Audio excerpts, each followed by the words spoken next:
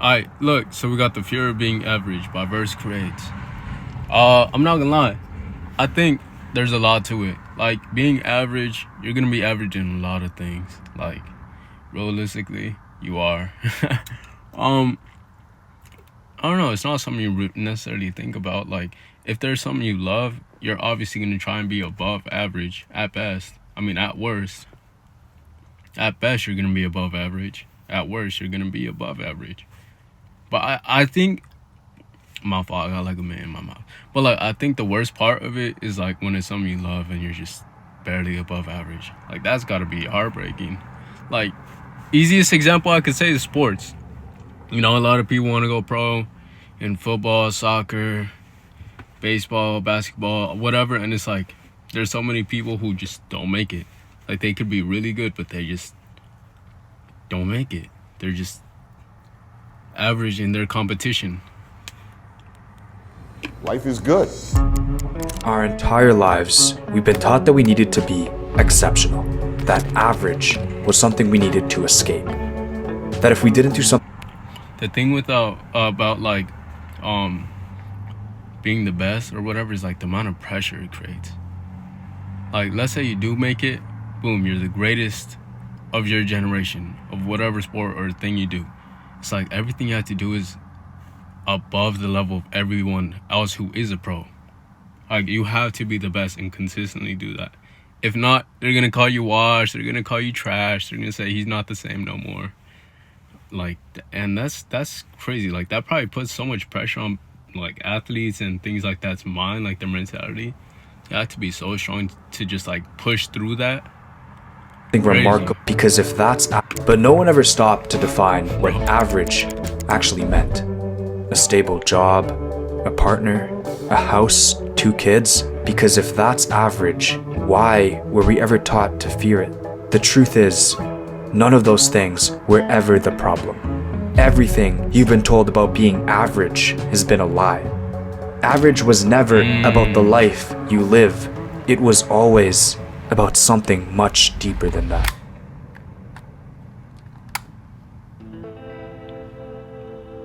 So, what have you learned from all your talks? What do you take away from it? Be open to experience. Be willing to try new things. Don't be afraid to wander. Don't be afraid to eat a bad meal. You know, if you don't risk the bad meal, you'll never get the magical one. Anthony Bourdain knew what an average life really was, and why we're so afraid of it. Before becoming a famous author and TV show personality, Bourdain spent 2 decades working in professional kitchens. He graduated in 1978 from the Culinary Institute of America, and in his early career, Bourdain worked as a line cook and sous chef at restaurants across New York. And all the while, he carried a different dream: to be a writer. He wrote his first book, Bone and Throat, which received lackluster reviews, and his second book, Gone Bamboo, also shared the same fate. Both books sold poorly, and his writing career became stagnant. You see, Bourdain was Yo, I'm not gonna lie though. I think a huge part of what stops people from being like better than average is like the fear of failing. In a weird way, it's like, yo, you're not gonna try and do it because you're scared of failing, which is bound to happen because you're new to it. And it's like, if you don't try, you're not gonna improve. And if you don't improve, it's like you're not gonna make it. It's a weird cycle.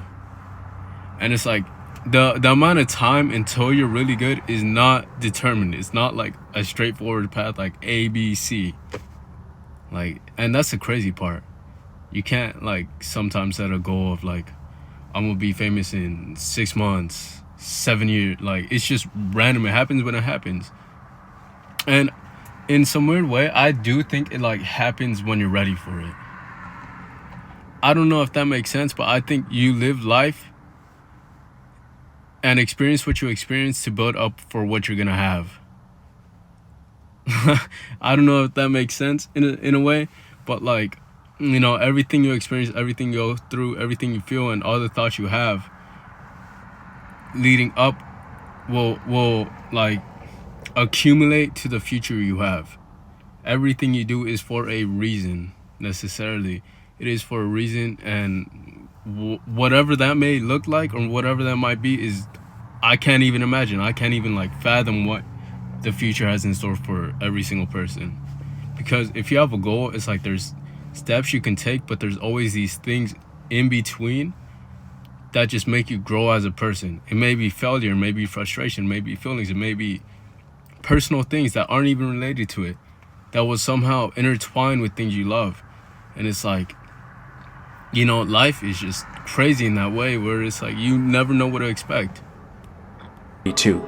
He was beginning to accept that the dream he once had wasn't for him. So he turned his focus back to cooking. He worked his way up to executive chef at Brasserie Les Halles, a respected French restaurant in Manhattan. From an outside perspective, Bourdain made it. He had a great job, stability, and... Yo, but like the thing with making it is like, does that like ever get satisfied? Or is there always a next step, a bigger project? Like, at what point will your soul be like fulfilled in a sense? Because you're always chasing after some new goal. And it's like, yo, when are you happy with what you've achieved? You know? And is it okay to not be content with what you have achieved?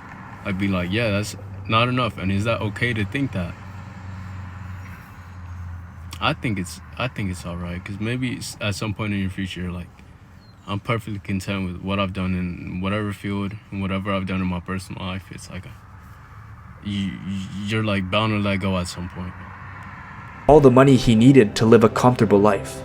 A life many people would be grateful for. So why not just stop there? Why not lean into the life he fought so hard to build? And that's exactly what most people do. As time passes, they get set in their ways.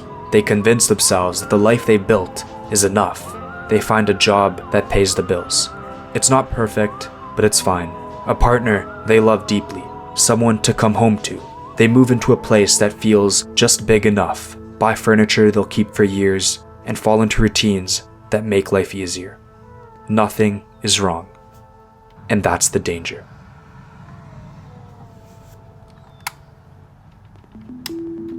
This is where most people misunderstand what an average life actually is. Because you can wake up every morning, go to work, come home, build a family, live quietly, and still live a deeply fulfilled life. Millions of people dream of exactly that, but it feels like this generation is convinced that stability isn't enough. Social media brainwashed us into believing that we should chase unrealistic perceptions of money and materialism, and that if we... And here's something I've thought about, right? You know, in the age of social media, everyone's blowing up, everyone's getting rich quick. And it's like everyone wants to be that. And the cost of living for life makes you want to do it even more, because it is awful to live as a regular person, as an average person. The average person barely makes enough to live life. A lot of people live paycheck to paycheck. A lot of people are in debt. A lot of people have bigger fish to fry. If something was to happen, like their car breaks down or something, they would be financially cooked. So a lot of people look for like money as like a solution. Like, oh, if I blow up, if I get a lot of money, you know, I'll be more happy, in the sense that a lot of my worries will be taken off, like a load off my shoulders. And as someone who like lives in that society, like, I'm still young relatively to whoever you talk to. Like, I'm still young. Living life is like, yo, you kind of just gotta like learn to enjoy like the small moments. And that's a cliche thing, but it's never something you'll fully understand until that moment is gone. And it's just like, there's so much on my mind about that. But like, life is just hard for the average person, in a sense. Like, people just struggle unnecessarily. Because yo, if let me put it like this, if people got a bit more money where they could have more leeway for things, I think a lot of people would be much more happy. I genuinely believe that. But society is cooked. Like, jobs still pay minimum wage, jobs don't pay enough, rent's going up, food is going up, everything else is going up. And it's just like, oh, okay, bruh. Some people gotta take 2-3 jobs just to sustain themselves. Like, it's crazy. Didn't have this checklist of things done before a certain age, you're falling behind. But an extraordinary life isn't defined by starting. Also, hey, it's like, yo, back then it was so much easier to have your life grounded. Like, I swear they'd be saying like, oh, in 1980s you'd have a wife by 19, a house by 20, kids by 22. Like, dog, what? If only our bread got us enough to buy a house. Like, relationships, it's whatever. You meet who you meet. Some people say relationship dating is cooked right now. I personally think it's mixed. Like, I think there's a lot of great people out there. You just kind of got to also know yourself and boundaries and just a lot of communication in general. I'm not going to lie. But back then, yo, it must have been like easy, bro. You just had your regular job. Be like, yo, let me clock in, clock out, go home to my wife. And after some time, you buy a house. Like, imagine buying a house now. It's like $500K minimum. Like, minimum, bro. And that's just for a decent house. Like, imagine like a bigger house. Crazy. A $100 million business, No way, I'm only or 3 becoming an minutes. athlete or a celebrity, because average was never about structure. It was never about a 9-to-5 or a house or a routine. It was always about your mentality. A stable life isn't the problem. The problem is never challenging yourself within it, because somewhere along That's a bar. That is a bar. Because look, hear me out. You live life, you fix a solution, and something within you changes. You realize what it means to solve that. Like, a part of you changes. But I forgot. I'm not gonna lie. I was about to have a whole another yap session. I forgot. the way, comfort quietly replaces courage. You stop trying new things. Stop doing things you're bad at. You only ever choose the options you know will work out.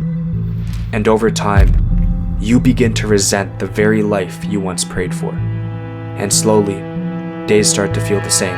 They turn into weeks, and weeks into years. And one day you wake up and realize something terrifying. You never took a single real risk.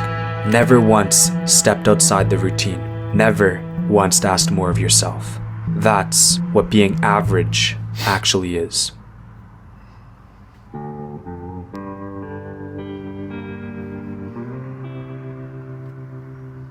Anthony Bourdain.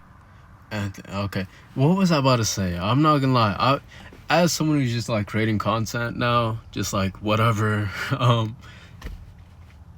how do I see myself like portraying myself to people? You know, the kind of image I want to create, and I've been thinking about that. Because it's something obviously you have to think about. Because there's one thing just growing as a person and understanding more about life, right? But there's also, it's not just about me, it's about people watching and interacting with me in a sense. Whereas like, how do I want to affect them in their day-to-day lives? So, you know, I think at the base of my like foundation of me being me is just someone who's open and honest, like understanding and just trying to change in a sense for the better. Because I'm not an all-knowing being, like, bro, are you serious? I'm not. But like, I want to at least be better and more understanding, because if I understand more, I think I'd understand a lot more people in a sense, you know. And I think at some point it's like I think it goes beyond just me creating content. I think it's just me developing myself as a person, and you know, people who hear a message and like resonates with them, I would much rather it be more positive and genuine than just be like false and negative, or just false in general. But the false part doesn't matter, because if it affects you in a good way, it affects you in a good way, and that's a beautiful thing.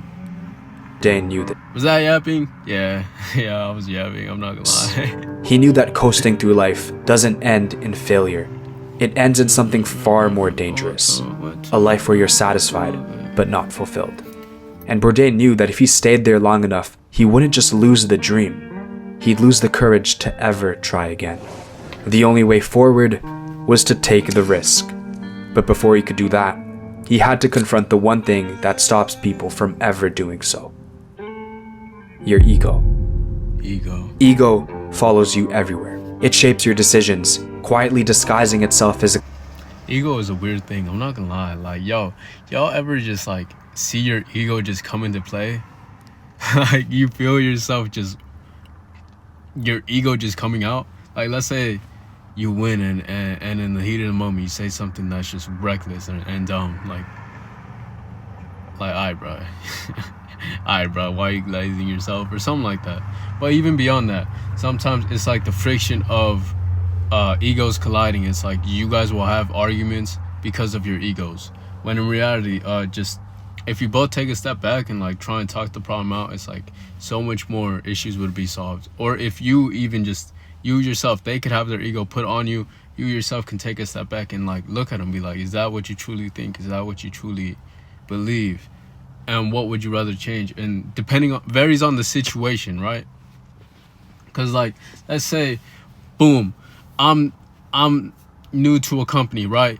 I'm new to a company, but I have experience in the field, and I come in with this ego, like, yeah, I already know what I'm doing, like, I already know how to do this. And then they try and give me advice, but I'm like, no, I'm not trying to hear it. I already know what I'm doing. It's like they have their way, their own way of doing things, and it's like you're just being your ego is going in the way, like from seeing something that could potentially be better, potentially make yourself a greater person, or I wouldn't say employee, but like a greater, I'll just say employee for the moment, because that's the example, like a greater asset. So it's like sometimes you just kind of need to take a step back and like listen. And now people will say like, but why do I have to do it? That's your ego talking, bro. You see, like some people be like, why can't they do it first? They should do it first. Like, bro, that's your ego talking. Like, why? How about you try and do that? Understand, yo, if it doesn't work out, it doesn't work out. Chalk it, like toss it, bro. It isn't worth it at that point if you truly believe that. But like, I think there's a lot to it though when it comes to like people and communication and things like that, because people will always try and like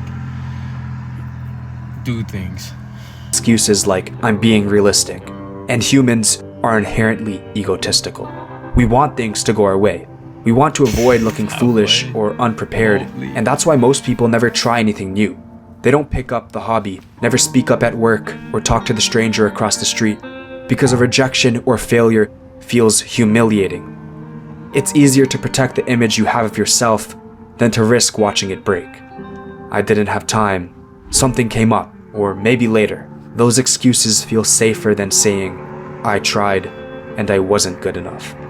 So most people choose the first. They protect their identity in the present, even when it costs them their future. And the tragedy is that ego doesn't stop you from failing. It stops you from ever finding out who you could have been. And this is where Bourdain did something most people never do. You see, he had already failed twice. He had every reason to stop trying. He could have came up with a million excuses, but he realized he had grown to become the very type of person he once resented. So he picked up the pen again. He wrote an essay called Don't Eat Before Reading This. Although it was only ever meant to be for the line cooks that he worked with, he did attempt to publish his work. His mom was the one who helped him submit it to the New Yorker, one of the biggest magazine companies at the time, a place you don't submit to unless you're certain you belong. Bourdain wasn't certain, but certainty was the one thing he had already decided to reject. So, he sent it, and after just a few days, he got a call.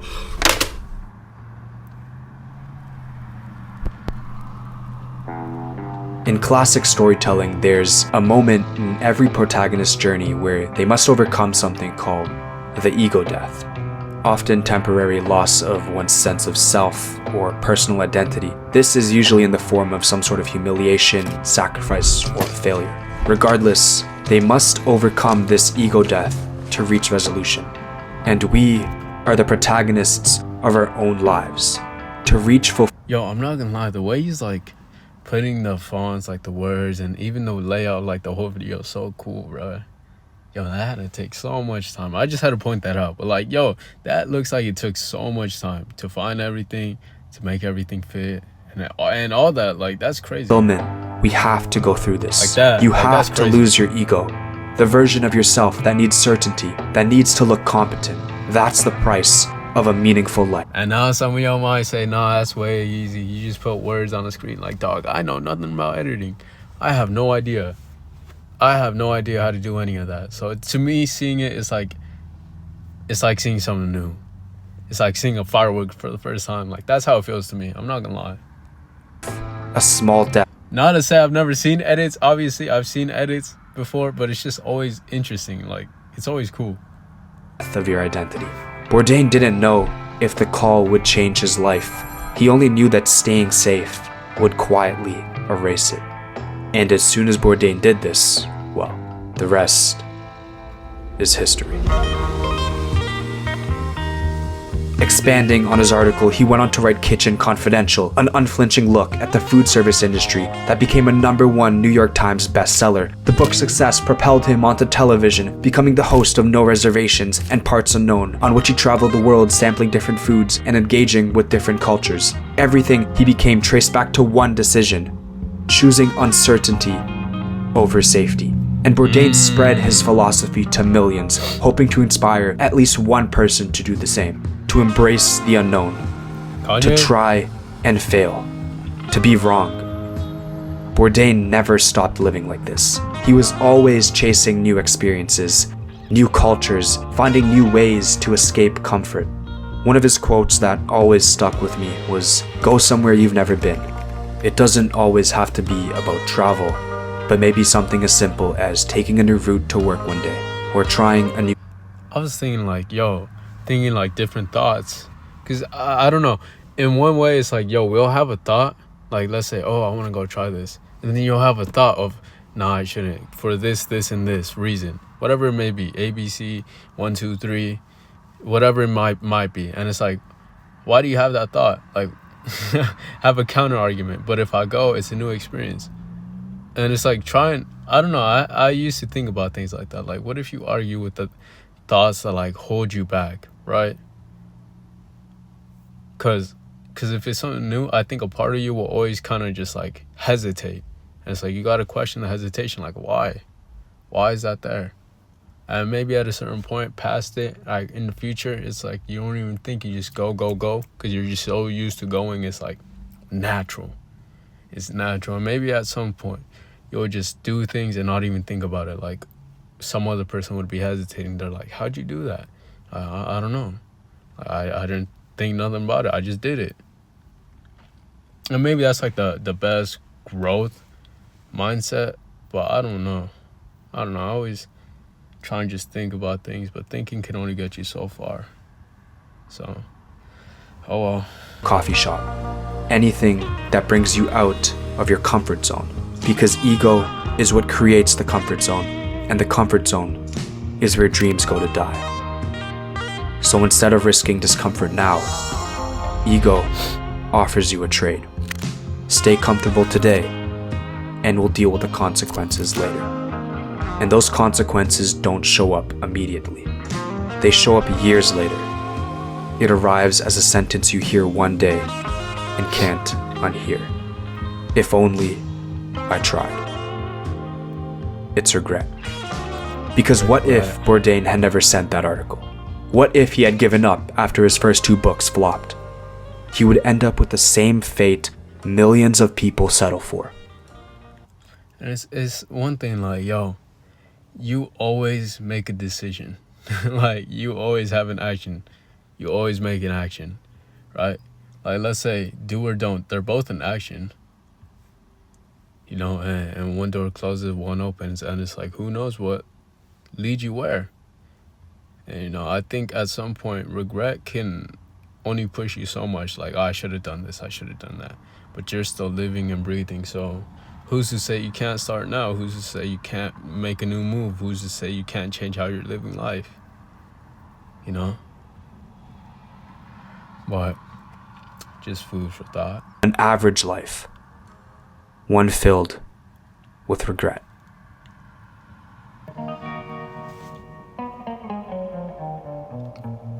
And the only way to live a life without regret is to escape the comfort zone. But here's where most people mess up. Comfort zone. Speaking of comfort zone, like, it's one thing me choosing videos that I want to react to, right? It's one thing like doing that. But another thing is like, yo, what do you guys even want to watch? I'm being for real. Like, what type of videos would you expect? Or would you want to see? Because, I don't know. I'm open. As long as it's nothing like... I don't even know what I wouldn't watch. As long as it's not like, what's it called? Like... Bro, I don't even know. I can't think of nothing on top of my head. I don't know, bro. As long as it's not like a cringe comp, I'm good. Like, I'm good. I'll watch anything for the most part. Because, who knows? Who knows? Think escaping the comfort zone means blowing up their life. It's not. It doesn't mean quitting your job to start a business or leaving everything behind and moving across the world. That's not what Bourdain did either. When he sent that essay to the New Yorker, he kept his job. Even when they offered him a contract to write his book, his risk was small. He picked up writing again, even when he was comfortable being a chef, submitting an essay to a place he wasn't sure he belonged.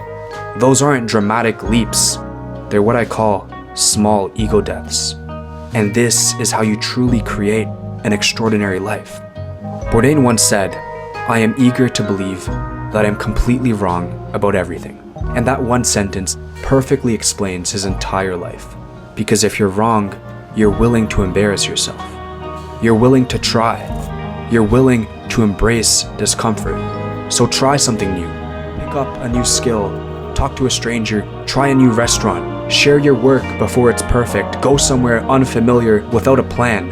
And this is how you need. Start that OF. Oil yourself down, you know? Try new things. Yo, but like,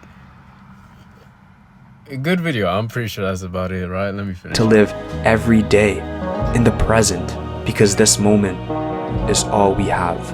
As humans, we tend to focus so much on the future. In a way, it's a paradox, because we fear an average life so much, but only in hindsight, because we fear discomfort in the present more. So it was never about a 9-to-5 or a routine or even comfort. Those were not the enemies. It was always about letting those things control you.